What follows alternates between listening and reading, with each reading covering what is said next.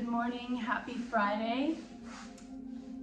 Today I thought I would read from the Daily Om. It gives us a little bit more juiciness. I know some people say meat and potatoes when they mean more. They just mean more.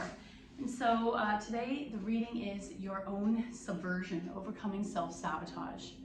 I have quite a few friends who are following this famous diet lady, coincidentally out of Newmarket, but world-renowned, called Gina Levy. And the one thing a lot of them discovered early on in the journey with her was that they were doing self-sabotage. Whenever they stuck to a healthy eating plan or made a deal with themselves to be cleaner eating, etc., they somehow always reached a point and then did self-sabotage. And it's something I would love to have a psychologist tell us, why do we do that? Quite often we do it to lots of good habits. Each one of us is blessed with the ability to want.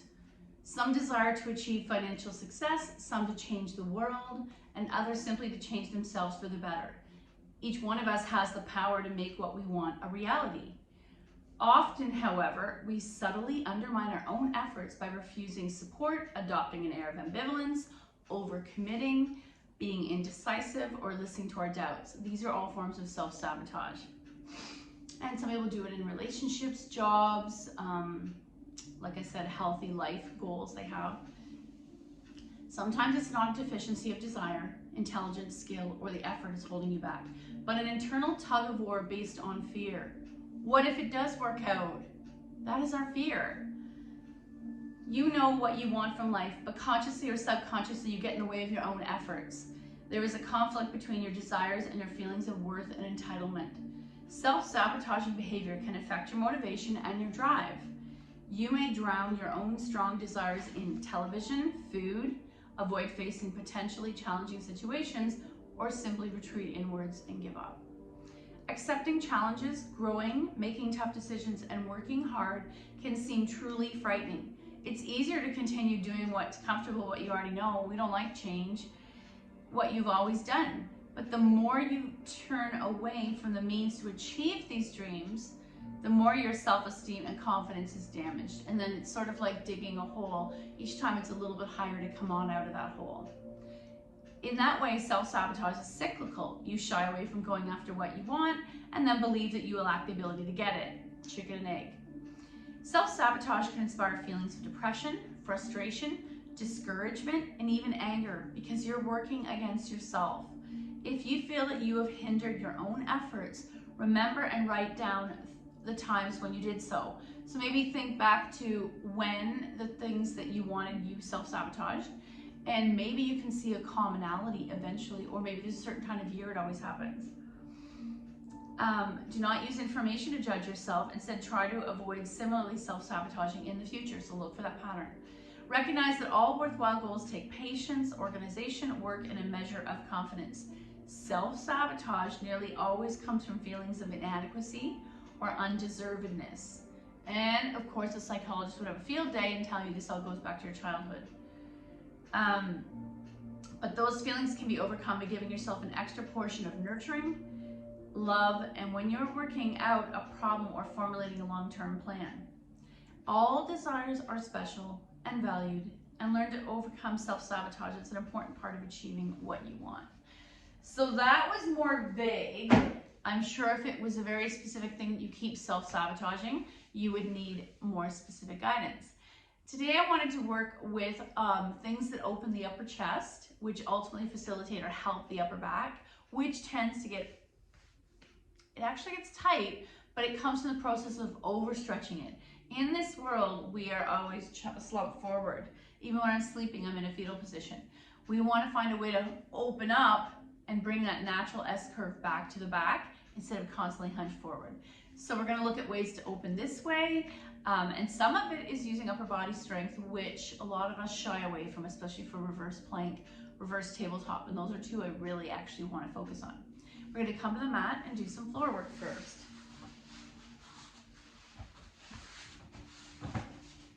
Bring your bum towards your heels, coming down on your back, and then do that very elegantly.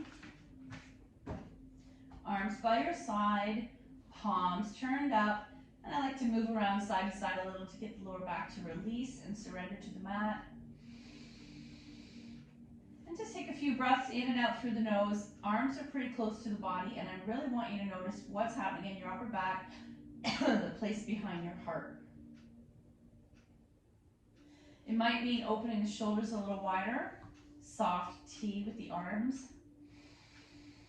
And as you breathe out again through the nose, consciously press behind the heart a little more towards the floor.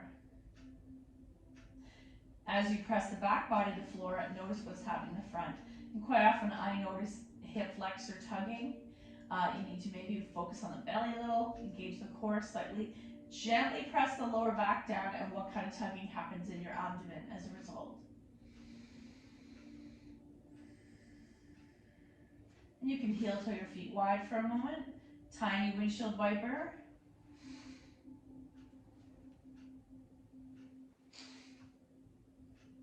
Your head can also go, so head is the opposite of where the knees are going. So knees are to the right, head is to the left, and vice versa. Knees to the left, head to the right.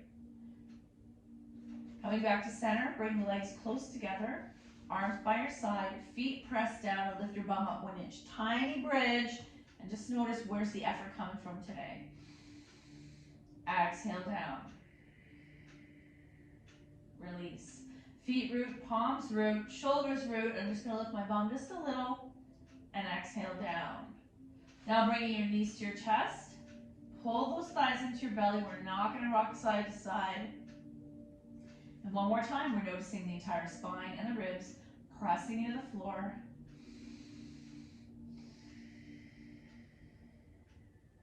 And we'll take our knees to the floor on the left. Right arm opens to a T. Here's that process of opening the upper body. Let's take 5 breaths here. I've softly flexed the feet, knees are stacked, shoulders come to the mat. If the shoulder doesn't come to the mat, you can take a book or a block between the knees. And that's going to allow the shoulder or the pec to open a little bit bigger. 5 breaths. Inhale 1. Exhale. Inhale 2. Exhale. Inhale 3. Exhale. Inhale 4. Exhale. Last one, coming into cactus. Inhale 5. Exhale. Coming back to center, rocking little boat. Enjoy this massage of the lower back. Now help your knees come all the way to the floor on the right. They're stacked with or without a block between them. Left arm opens to a T. 5 breaths here. Inhale 1. Exhale. Inhale 2. Exhale. Inhale 3. Exhale. Option to come in cactus for the last 2. Inhale 4. Exhale and inhale 5. Exhale back to center. Little boat or egg beater. I'm going to draw right leg in, left foot in the air, flex, and slowly lower, pressing out through that heel. Maybe we'll point and flex a few times our feet, fan your toes. Left hand takes right knee over, single leg spinal twist, and because I mentioned it, I want you to take the blocks underneath that top stack knee. This is going to allow the chest to focus further on opening as we've supported the hips and they're stacked. 3 breaths.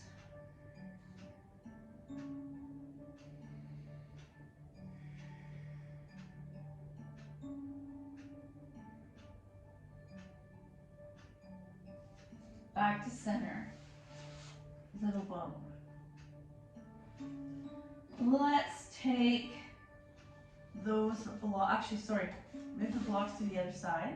We will need them. Left knee in. Right leg flex and slowly lower. And maybe point and flex a few times. Roll up the ankle. Right hand takes left knee over to those blocks. Stack the hips. Left shoulder opens to a T, attempting to get that shoulder to the mat. And you're rising the blocks higher if the shoulder does not come to the mat. 3 breaths.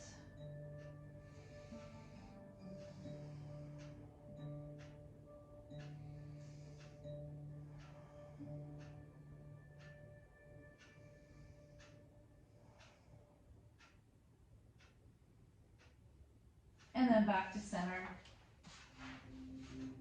Little boat or egg beaters. I'm going to take the knees wide for a moment. Hold them, ankles dangle. 3 more breaths. Option to press your hands to the inner knees and consciously stress the inner thighs.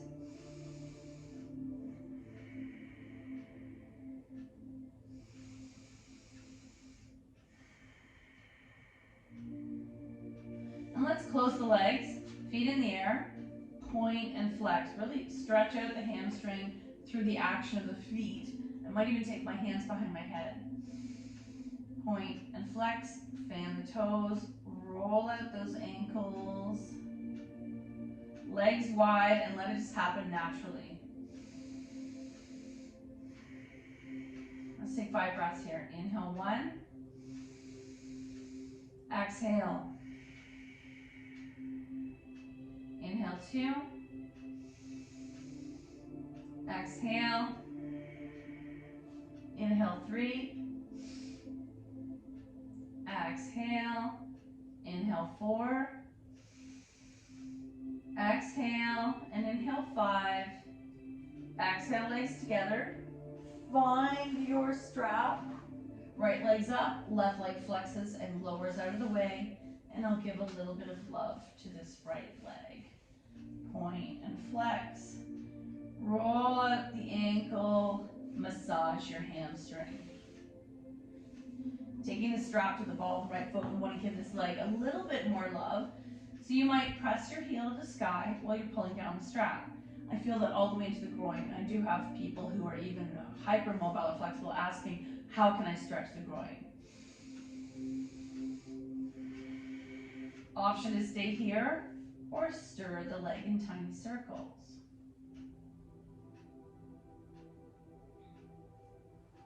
Grab both straps with the right hand. Arm out to the side, leg out to the side, left arm wide.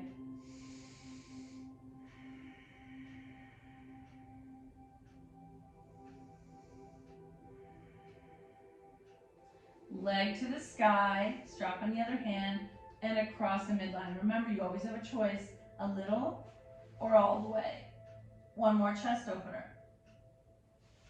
Back to center, get rid of the strap. Little boat. Feet in the air, point and flex a few more times. Fan out the toes, roll out these ankles. Right leg's gonna lower, and then we want to give some love to the left leg. So maybe massage the calf, massage the hamstring, point and flex. And now we're taking the strap to the ball of the left foot. You always want to avoid the arch. As we age, that arch starts to fall, it loses the height and the support that comes with it. Hence the need for arch supports, orthotics. So we're going to take the leg out to the side within your natural range of motion. Notice what's oh, we forgot to stir it. That's where I feel the hamstring stretch.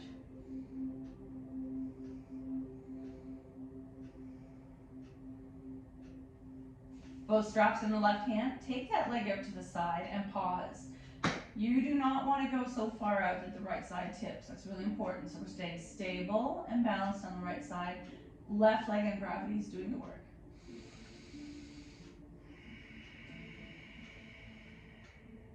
Lifting that leg to the sky.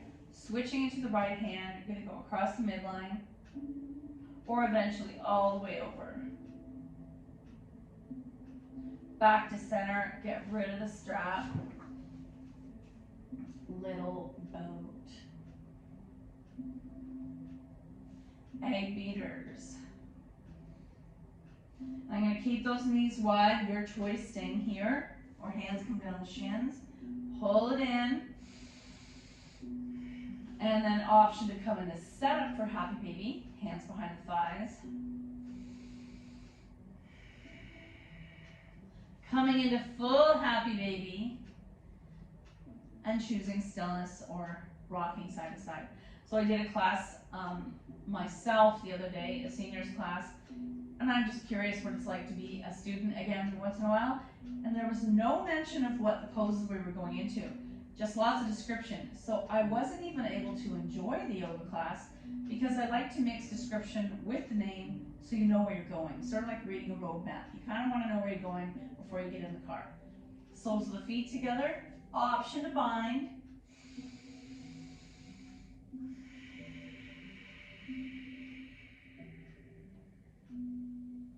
And then releasing the feet to the mat, knees to the side, pause, option to massage those hip flexors, and final piece, I like to come into cactus, recline goddess.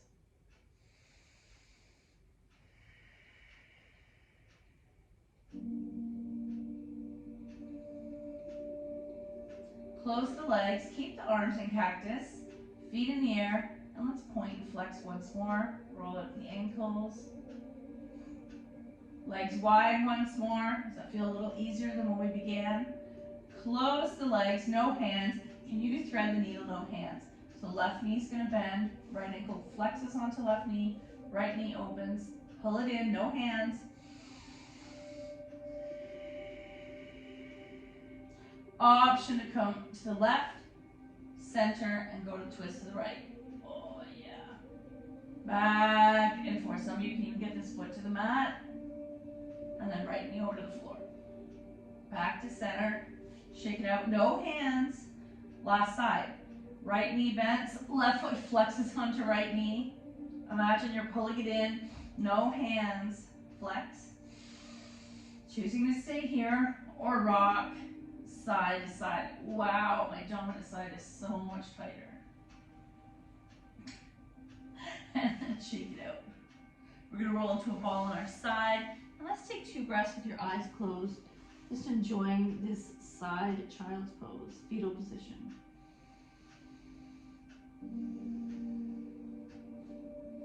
And then upright.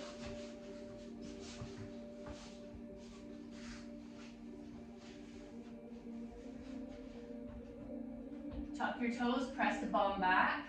And this is a beautiful stretch for our heel and our lower back. So, before we go any further, I want to do a couple stretches. So I'm going to take 2 blocks. Actually, let's stack the 2 blocks. Elbows on here, wrist creases on here. I'm going to walk my knees back. Elbows are wide enough, just wide enough for my head to come through. Palms are pressing into each other and fingers are spread. Heart goes towards the earth. I know my bum is in the air. That's from tension in the back body. And then come back up. Okay, the next variation of this, we're going to take blocks side by side. And most of you will remember this. Elbow, elbow. Each block gets an elbow. And palms, prayer hands to the sky. Fingers spread, palms into each other, forehead down.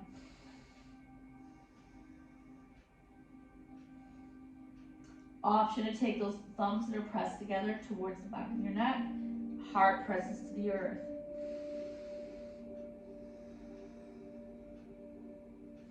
And then come on out. Another variation, I'm doing all these shoulder things because we will be doing reverse table, reverse plank, where we need a really open chest. I'm going to bring the blocks on their side, palms on each one, almost the width of your mat. I'm going to walk the knees back, forehead down. Keep those elbows straight so the arm is fully straight, forehead and heart presses towards the earth. Option, let's see, can I turn them all the way up so you can be even deeper. You don't have to go this far, especially if you had a shoulder injury.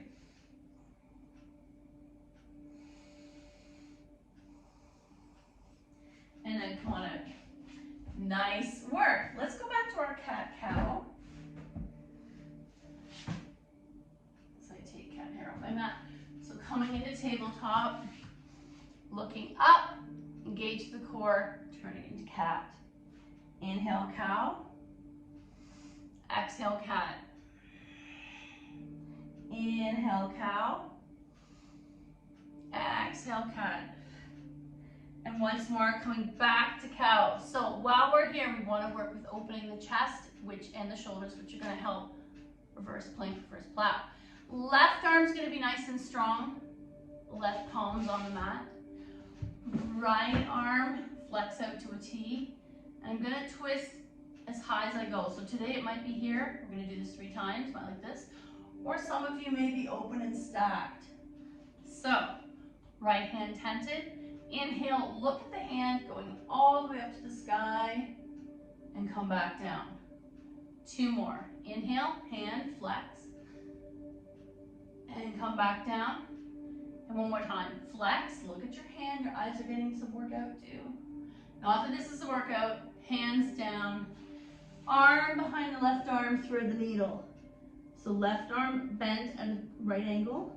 Pressing those tension fingers into the mat. Or left arm in the sky. Undo. Cat hair. Extended child's pose. Other side. Coming into tabletop. Left hand to the floor. Flex and open. Come back down. Once more. Flex and open. And come back down. Last time. Flex and open, watching with your eyes. Arm comes back down, thread the needle behind the right arm. Right arm tented, lean back, look up.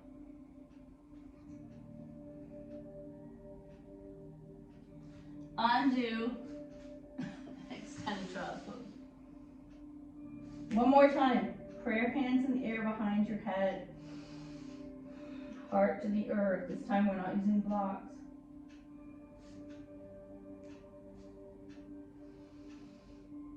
And come on out. Okay, while we're focusing on shoulders, who doesn't love dolphin? Coming into tabletop.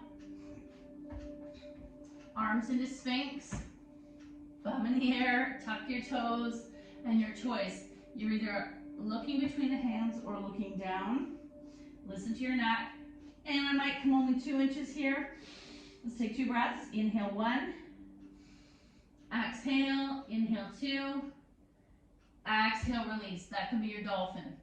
Some of us, it could be here. We're just coming forward and back, staying in a tabletop position. And then other of us may do full dolphin. Toes tuck, arms root, palms root. Legs are straight, knees are bent. I'm up on the tippy toes. Option to stay here or walk it in. And then I'm gonna come on out. I'm super tight my shoulders. When I'm in extended child's pose here, you can come up on the finger pads, get a beautiful stretch. And come on out. Okay, coming onto your bum. Let's do a quickie Dandasana or staff pose. Sitting up nice and straight. Hands, I'm going to press into the floor, not flat palm. And as I press into the floor, I'm looking to elevate the chest. So stand up tall in the chest. Maybe walk the hands a little further back, like you're showing off your chest. Option to stay here. Puff that chest up.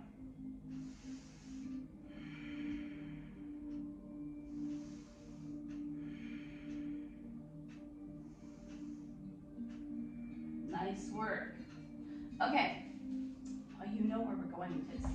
Let's start with reverse plank. Hands behind my butt, fingers facing forward, and you want a nice straight line. So shoulder, wrist, and elbow all aligned. Root through the heels, lift the hips up. This is hard for some of us. Head in line with the spine. 2 breaths. Inhale 1. Exhale. Inhale 2. Exhale down. If you didn't engage your glutes, that's one thing that will help you to root and rise to lift the pelvis. The next one I feel is a little easier because you have the strength of your quads doing the work. Left foot and right foot bend. Palms under the shoulders. Coming into reverse tabletop. Doing it in front of a mirror is beneficial because you want to make sure you're not sagging. If you need to put some blocks or hooks stacked under your bum, that's fine. Then the chest still gets to open. Pressing through the arms and the palms, opening the front chest, head in line with the spine. 2 breaths. Inhale 1. Exhale, engage the glutes. Inhale 2. Exhale all the way down. Nice work. I'm just going to come a little closer to you. We're going to finish with a few seated upper body opening things. So as we enter cold season, you know we like to focus on some chest poses. Again, that focus on the opposite of this action, opening. So cactus, you can even call it jazz hands. Inhale, exhale, close the gate. Inhale, open the gate. Imagine those shoulder blades wrapping around behind you. Close the gate. And I think some of you said last time we did this, the elbows together was almost impossible. If you need to bring it lower, listen to your body, but we're attempting to be at the right angle. Flex and open.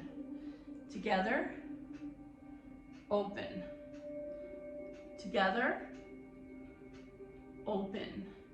How wide open can you go without jutting the chin out? So chest is expanding. And release. Switch your legs. Let's drop left ear, left shoulder. Up. Right ear, right shoulder. Up. Chin to chest. Up. And we'll do that now like a semicircle. Right ear, right shoulder. Chin to chest. Left ear, left shoulder. Chin to chest. Right ear, right shoulder. Chin to chest. I'm just doing this back a few times, never backwards.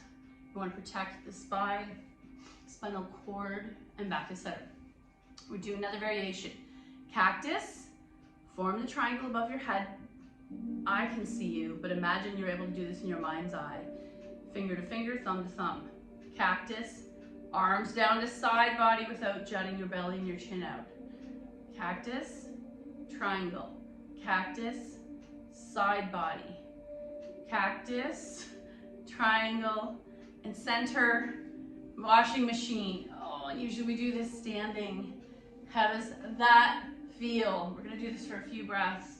Wanna open that upper back. If you had a shoulder injury, it might be low like this.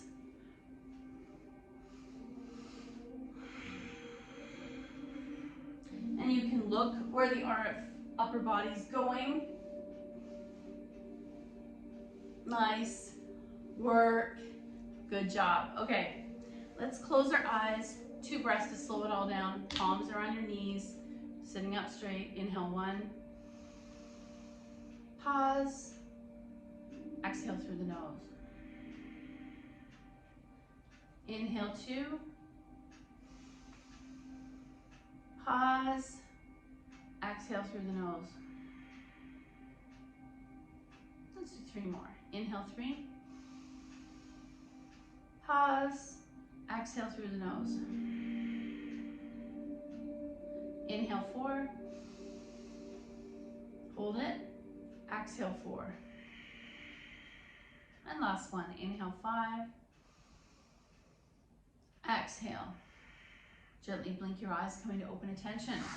Your final reading for the class. Definitely give me feedback if there's anything we haven't done in a while. Oh, I like this one. So this deck is almost too simple. Life loves you. And it makes me, quite often I'm like, why do they all seem similar? They're short, similar, and guess what? They're all about loving yourself.